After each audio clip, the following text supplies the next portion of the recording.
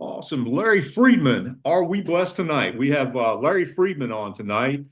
Um, Larry is the founder and principal consultant of Inspire Impact Consulting. And Larry and I go way back, and I'm just so excited to have Larry on tonight. Let me give you a little rundown on Larry's career and some of the things he's done out there. Larry Freedman has decades of sales leadership. He brings nearly 30 years of sales leadership experience, including senior sales roles in two Fortune 500 companies. Larry has industry expertise in pharmaceuticals and life sciences. He has a deep knowledge of multiple sectors with proven strategies designed to propel growth in those industries. Larry is an award-winning leader. Larry has transformed underperforming teams into high-performing cultures, earning 6 President Club awards, including 3 consecutive wins. And I'm going to pause there for a second. That is very difficult to do. As someone who has 6 COEs myself, or 6 wins, I don't have 3 consecutive. I'm telling you, that is really hard to do. And I want to finish this with Larry has credibility and influence. He's a published author, global speaker, and respected industry thought leader, inspiring confidence across sales organizations. Larry, welcome to Growth Mindset of a Champion podcast. We're blessed to have you tonight. Ty, it's great to be here. Thank you very much. And I would be remiss if I didn't recognize that team, which was the Northeast Cardiovascular Specialty Region that won those President's Clubs. I can tell you that. I didn't sell a thing. They did all the work, and I was blessed to be able to lead them. But thank you for mentioning it. Larry, what sets you apart from a lot of leaders is you're very humble, you're very people oriented. As someone who worked with you, worked in the same division with you, and you were our national director. You are someone that I have a ton of respect for, and you always put your people first, and that just says a lot about you. Larry, we're blessed to have you tonight. I know you're involved with this company that you founded, and you're the principal consultant, and that you're looking to shatter status quo and unleash new possibilities. We're going to get into that here in a little bit, but I just want to talk to you a little bit about your background in regards to how did you've always been you've developed daily over the last 30, 35 years. I mean, since you, longer than that, all right? You've been always climbing, always chasing, always taking people with you. That's what I admire about you is you're always lifting others, helping others. We can't do anything by ourselves, right? It takes, and that's what this podcast is all about, is growth mindset of a champion. Let's just talk a little bit about the fundamentals of when you got into the industry, how did you get started and how did you end up getting your first opportunity? Yeah, so my first opportunity was back in the day as a sales rep. So I learned the business certainly from the ground up. First territory was in New Jersey. Shout out to Newark, New Jersey. And that's where I cut my teeth. That's where I really learned the business. And then from there, I was, fortunate. We had some rapid growth and expansion, so I was able to become a first line leader fairly quickly after about 4 years in the field. And then things sort of progressed from there, first line to second line to ultimately head of sales roles. But really, I guess if there were a secret sauce, Ty, I could think there's a couple of things. I think one is certainly passion. You have to have passion. And there's a great quote, one person with passion is better than 50 just merely interested. And I totally believe that. I think the other piece about leadership that's really important, of course, there's honesty, there's integrity. Those things should go without saying. But something that maybe isn't talked a lot about is authenticity. And that's one of the things that when I'm referred to as an authentic leader, that I really appreciate the most because it is sincere and it is genuine. And I've said this multiple times, but in reference to my teams, without them, there is no me. And you know that just as well. Well, no doubt about it, Larry. And I tell you, man, you are an authentic leader. You lead at every level within the organization with your teams. I know you roll up your sleeves and you get right in there with people. And, I've always was always impressed with the way you lift those around you and the way you inspire people and the way you always bring insights and ideas. I think preparation is so important. Where's your mindset around showing up prepared? I know as I always try to do that with my people. When I show up, I always try to have already done the analytics and already have a concept about what's going on with the trends. But at the same time, I try to be a good listener and ask good questions. And, it's so important to get the feedback from the people that you're coaching and working with and trying to, always try to help. Let's take it to the next level. Let's get a little better every day. So I just want to get your thoughts on that. Yeah, I think it's a must. The thing about the industry that's really, really changed, and I'd say it was changing, but then COVID was the tipping point, was physical access to our HCPs. When the offices shut down, some never reopened. And it's become increasingly difficult to get in front of your targets. So my point around that is that we need to be better prepared as sales professionals, as managers, when we get those offices. Yeah. I guess the Stanley Cup just ended last night. So let's talk about shots on goal. You're Right. going to get fewer shots on goal, meaning calls to targets. You just are. So, how do you make those shots, or in this case, those calls, that much more effective? And that's where that preparation comes in, as well as always trying to do things better and different, not changing every single Right. day for the sake of change's sake, Right. but analyzing the situation, say, how can we approach that better? And what might we do different in this particular, situation or dynamic? You know, it's funny you should say that because I watched you lead through and launch a product during COVID. And it's rare you get an opportunity to launch a product during COVID when access is very limited and you have to do it digitally. You have to use different concepts. And we learn and grew from that experience. And now we have omni-channel, right? I mean, we've got multiple uh, ways to entertain your customer. And with technology and changes out there, you've got digital space that we have to be concerned with too, right? And all those areas. So I just want to pick your brain a little bit around the growth mindset piece around the old style of leadership, leadership is leadership, but the way a leader has to put their hands around the entire access piece or the entire digital space and work with that. Because I saw you master that pretty well during that COVID scenario. We went through about 3 years of that. Yeah, you refer to a growth mindset, and obviously the opposite of a growth mindset is a fixed mindset. And the fixed Right. mindset really applies to, we've always done it this way. This is the way we're going to continue to do it. A growth mindset sees possibilities to, again, to improve, to enhance, to augment. And I've always believed as a sales leader, the one lever that we can pull as sales leaders is improving the effectiveness of our overall sales team.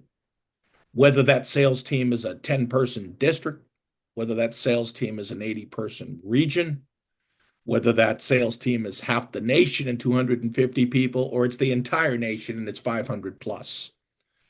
There's always a lever that can be pulled or a button that can be pushed to try and help that team be better with their selling capabilities. I've always believed that, and that's always been a focus and perhaps a differentiator of mine because I've looked for those opportunities to find those different the techniques, concepts, approaches, whatever the case may be, and they've been successful. Well, Larry, you've had so many different techniques and insights.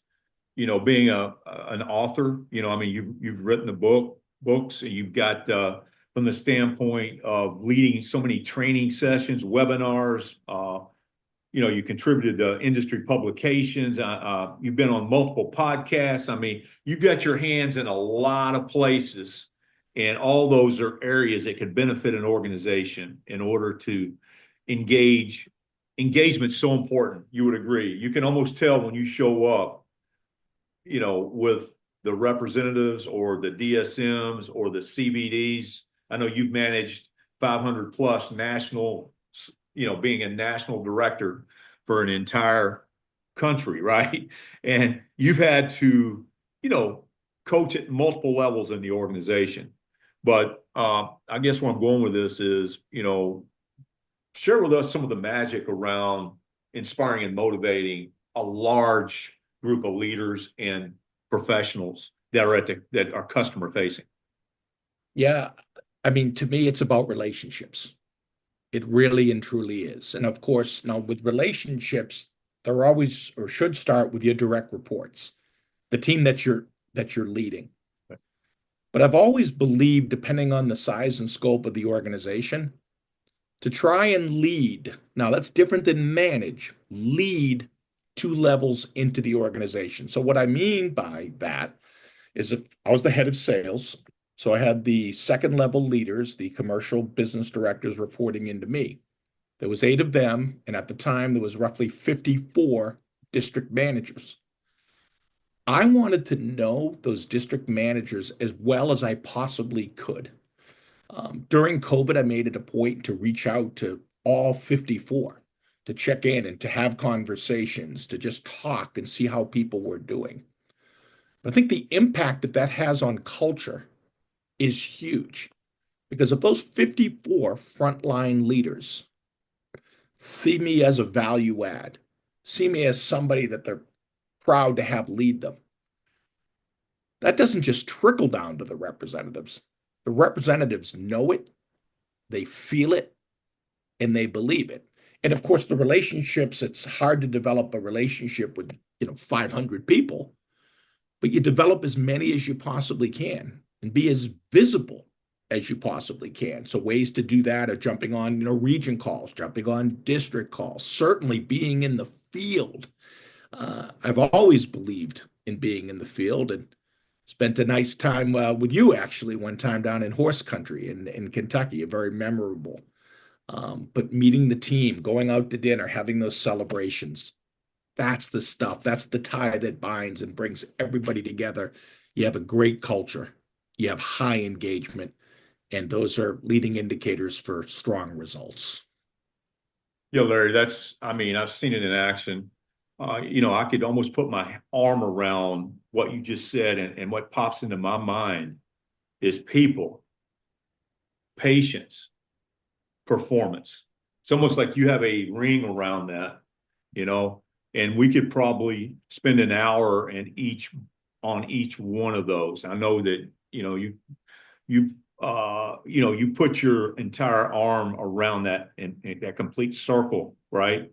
And and I always felt and feel that leaders who embrace their people and understand that people are the lifeblood of the organization, it gives you a distinct advantage over someone that leads with leadership that's not focused on the people, right? I mean, if you're starting with people, you're engaging and embracing people, and they get excited about what they're doing, right? They have values and a mission, and you're in it with them. It's almost like it's contagious and you're on fire, right? And I've seen that in action, Larry, and I appreciate you sharing that with us. That just is a thought I had. And what are your thoughts around what I shared with you? Yeah, I could completely agree. And again, in a very genuine and dare I say it again, authentic and meaningful way, it will transcend time. It'll transcend companies. Those relationships, those connections. I mean, it's hard for me to believe, but I've been out of AstraZeneca now pushing what, 3.5, approaching 4 years. And many of the relationships, the friendships I'll have for the rest of my life. But it's not always about, the relationship is important, no question about it. But it's also important if you're able to leverage or maximize that relationship to get the very most out of somebody. Because if somebody trusts you, if you're authentic, then you can be and should be more candid. You can be more direct and you can what I'll refer to as inspire accountability. The hold accountable to me is something that me hold someone accountable. I just picture standing over someone and making someone do something. But when you inspire that accountability, Yep. they understand the why they're doing it. Yep. They believe in what you're asking them to do. And when that accountability is inspired, and that's a piece of inspire impact, when it's inspired, you just got to get out of the way because they do Absolutely. a great job. It is, and I've seen it in action with you and with your leaders, and I know a lot of them. And Larry, going and making changes in careers and developing and growing, and you got so much to bring to the table to lift organizations. I can just see how organizations out there could really benefit, from what your company has to bring to the table. I just remember one thing, and I'm going to have to touch on it, and it was the persuasion principles. I'm going to bring that up because you took a trip overseas and spent time in Australia, I believe it was, and you rolled out an incredible program. And I know it would be great for people to reach out to you and your company, and you could get into those specifics. But what I love about you and what I love about what you're doing and getting ready to really explode with other organizations is bring new insights, new ways of thinking, concepts that may not have been thought about. When you take 30, 35 plus years of inspired leadership and inspired impact, and that's a huge opportunity for others out there to benefit from your organization and what you're going to bring to the table, Larry. But those persuasion principles, you want to give a little flavor to the audience about what a couple of those were and kind of how it impacted you and kind of how you roll that out? Yeah, yeah. I'd be happy to, and I'm also going to further contextualize it a little bit. Okay. So I had just really gotten into the home office and moved up to a senior level at that time. And we were selling a product at the time that was flat. The product had been out 3, 4, 5 years at that point, something along those lines, and it had really flattened out. And I was asked as part of my role, to do some research to try to find maybe a better and different approach to what we were doing. And the persuasion principles are really the life work of Dr. Robert Cialdini, who's a famed, social psychologist. And really getting to know those persuasion principles, such as social proof is a persuasion principle, of course, scarcity, consistency, to name a few, and totally embrace those. But more importantly, my leaders did as well. And then from there, because with their buy-in, the field, the sales representatives were looking for a way to do something better and different. So we created really a selling platform off of those persuasion principles. And then, as you mentioned, I was then blessed because AstraZeneca, where I worked, was a global organization.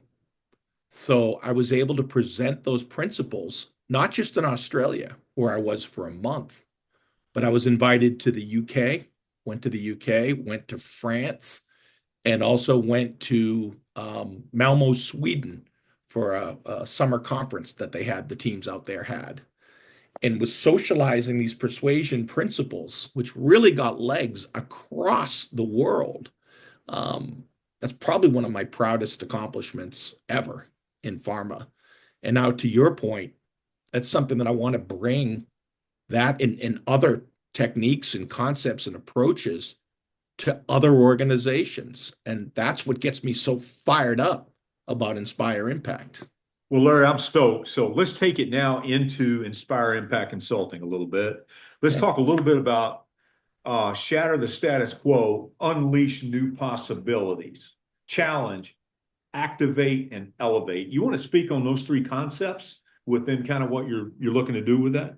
Yeah, absolutely. And the focus really of Inspire Impact, I mean, of course, there's a leadership and coaching component, and that's my bread and butter. I mean, I've been in sales leadership for 27, 28 years. But a lot of what I'm going to be focused on as well in Inspire Impact is really enhancing those commercial capabilities like selling and really focusing on the sale. And when we talk about shattering the status quo, and I think everyone in our industry will appreciate this, many, well, all of us have a status quo, but many of our HCPs, our customers, they have a status quo. They have an armamentarium of products that they're going to use. And when you're introducing a new product, you have to create that need. You have to find a way to break through that customer apathy, that customer or that clinical inertia that exists when you hear as a sales professional, well, that so and so is good enough. Yeah, but doc, this has better efficacy. Yeah, but I've been using so and so for years. Mhm. How do you break through that, right? Right. How do you sort of rewire using behavioral science the thinking that goes into that Yep. and making the change that needs to take place not be so intimidating and have them see the true benefit of what that change is? So that's really foundational to what Inspire Impact is going to be. Taking things like persuasion, taking ideas and concepts like status quo bias. Um, the habit loop was something that as a team we focused on because HCPs develop habits. Mhm. How do you go about disrupting those habits? Another initiative that we did in the field was selling beyond yes, Mhm. because our customers were just yesing us, if you will. So, oh, yeah, I use it all the time, but there was no evidence of that. So, how do you then take that and unpack what the doctor's saying and really get to a point where you're able to help them identify that medical need to break through that clinical inertia? And that's clearly where my passion lies. I tell you, it's just like a violin right now. I'm playing it with you. I hear you. I can feel it, and we do it every day. So it's just something that we get so excited about when I hear you talk because that is exactly. I have a similar thought process, but I learned a lot of it from you. So I just want to thank you for that.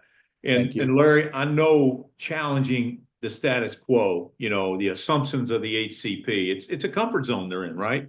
So there's ways to get them to think differently, right? And a lot of times it has to be their thought. They came up with it, but we put it in front of them, lead them to it, and we tell them. But at the same time, when you have a PhD, head of cardiology at a major, they know everything, and that there's a magical way through peer influence that we can do those things, and I just think to shatter the status quo and unleash new possibilities, and you spoke to it brilliantly, would be an incredible opportunity for an organization out there uh, to take advantage of what Inspire Impact Consulting could bring to the table. So it's very exciting, Larry.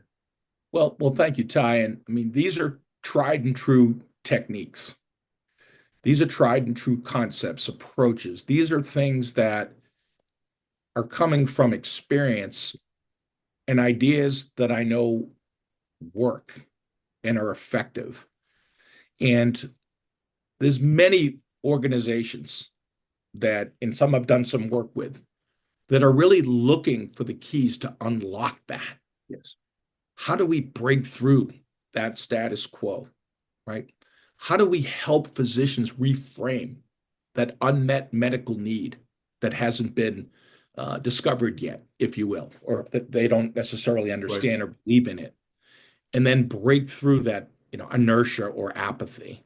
Um, Larry, I know it's you guys, your company has multiple core offerings that your company brings to the table, right? And inspire change through transformative experiences, in these dynamic workshops where you shift mindsets and create a lasting change. Uh, having high impact keynotes and broader audiences. I mean, being able to bring people in to speak, all those kind of things. I mean, you've just got so many touch points to be able to unlock sales and influence potential, right? I mean, there's so many things you can do within your organization. Yeah, and Ty, let me really hone in on, I guess, the ask, right? We're all in Right. sales. We just gotta put it out there. Yeah. I think for any organization, as I mentioned, that's looking to shatter the status quo that exists, it's as simple as talking, getting together, and bringing me in to do a workshop for that organization, which can be very customized to their exact selling model. I don't replace the selling model. Right. That's not something that I'm going to Right. do.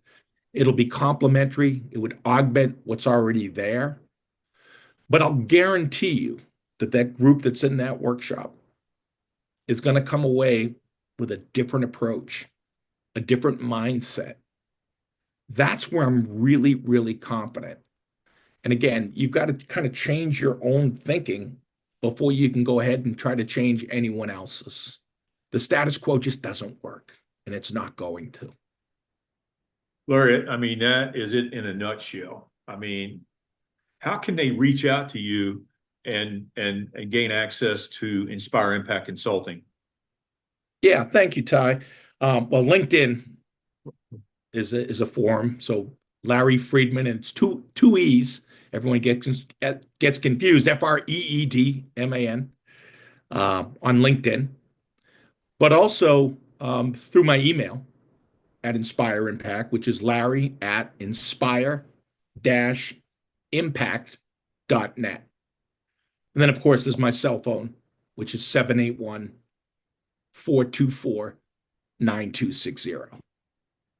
Larry, I would just follow up here in a nutshell. I would just say that if you want to take your company and elevate your people, challenge your people, and get your people activated to take their game to a whole new level, to drive sales and achieve their goals, give Inspire Impact Consulting a call. Reach out to Larry Freedman, the founder and principal consultant of this organization, and you're going to be more than happy. You're going to be excited. There's going to be a lot of passion coming in to really help your team take it to the next level. Larry, it's been great having you on as a guest tonight.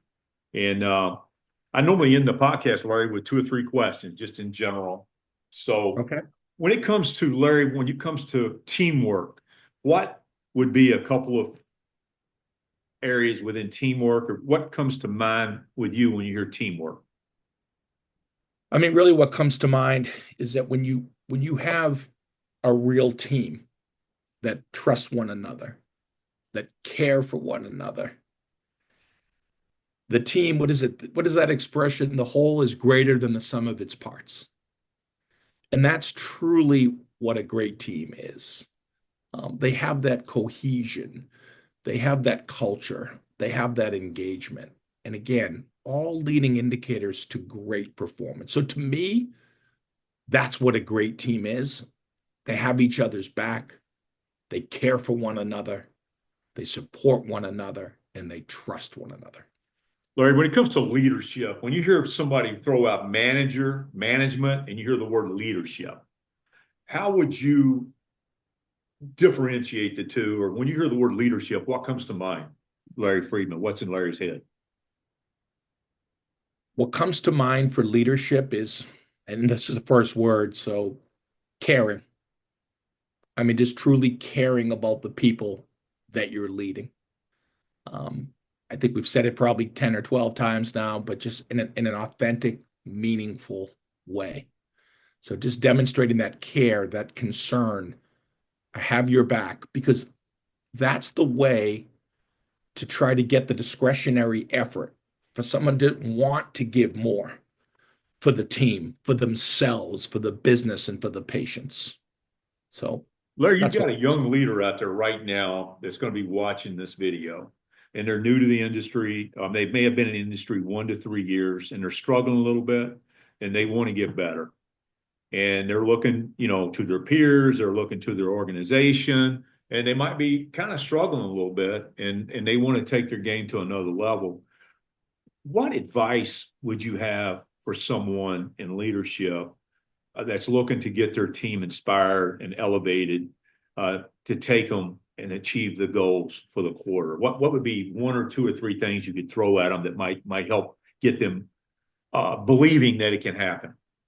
Yeah, Ty, I'm going to succinctly talk to you quickly about the success sequence because it's really grounded in how I've led my entire career. And there's four parts of it. One is develop those relationships. Develop the relationships, develop the trust, must have it. Two is the culture, right? I think once you have the relationships, you can work on the culture. What is that tie that binds everybody? Mm-hmm. The third is really the capabilities, enhancing those capabilities. If people trust you, you can coach them harder, right? You can coach them harder, and ultimately they can get more for themselves. And then the fourth piece is driving the results. So that for that young leader, what I would take a step back, it doesn't mean you have to get everyone to love you and sing kumbaya, but they should hopefully trust you. You should hopefully have that mutual respect for one another. Set that foundation first, because from there, talk about a growth mindset. Everything and anything is possible. Larry, that is incredible advice. We want to thank you for being on Growth Mindset of a Champion podcast series tonight. And we want to wish you and Inspire Impact Consulting incredible success in 2025. And we hope to have you on again for a future podcast to catch up and see how things are going. So thank you for being on tonight, and have a great rest of the year. And we'll talk to you soon, my friend. Thank you, Ty. Really appreciated the opportunity to be here. Thank you very much. Take care, Larry. We'll talk.